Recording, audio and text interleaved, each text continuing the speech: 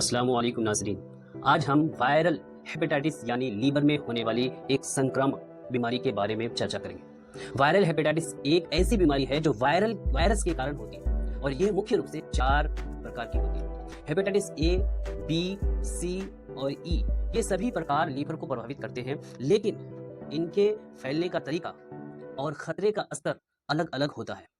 सबसे पहले जानते हैं हेपेटाइटिस ए के बारे में। ये बीमारी दूषित भोजन और पानी के माध्यम से फैलती है। जब हम गंदे पानी या फिर गंदी चीजें खाते हैं तो इसमें मौजूद वायरस हमारे शरीर के अंदर जाकर लीवर को प्रभावित करने लगते हैं।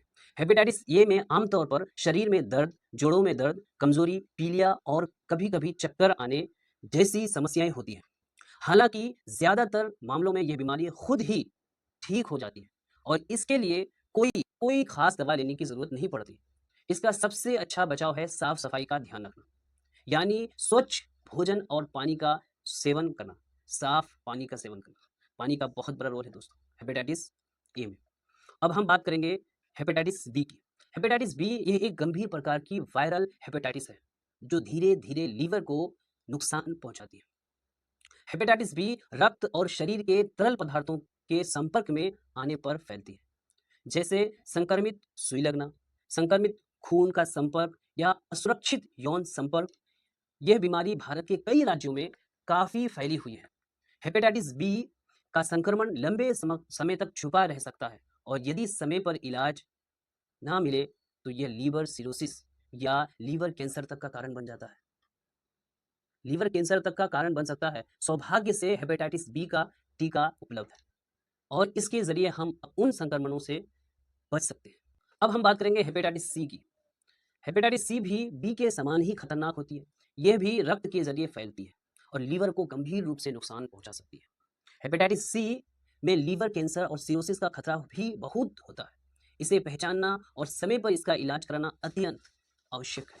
कई बार इसके लिए खास दवाएं दी जाती है जो वायरस को शरीर से निकालने में मदद करती है।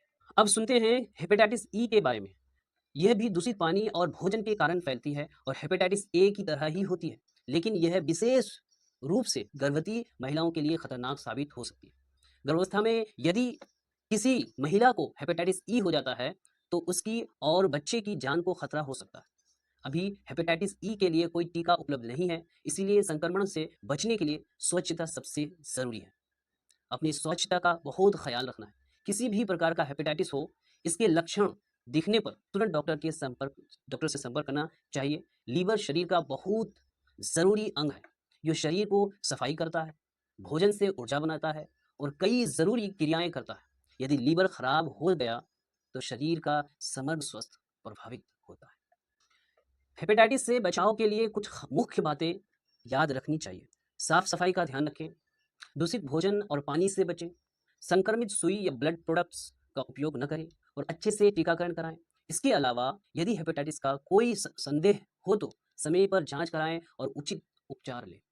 उपचार में अक्सर मरीज को आराम की सलाह दी जाती है। साथ ही कुछ दवाएं जो लीवर को सहारा देती है, जैसे कि विटामिन के, ओमेप्राजोल और डोम्पेरिडोन आदि शामिल होती है। मरीज को हल्का पौष्टिक आहार लेना चाहिए और किसी भी प्रकार की जटिलताओं के लिए सतर्क रहना चाहिए।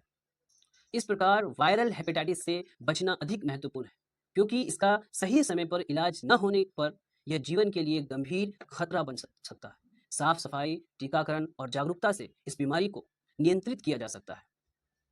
इसीलिए हम सभी को खुद और अपने परिवार की सुरक्षा के लिए इन बातों का ध्यान रखना चाहिए।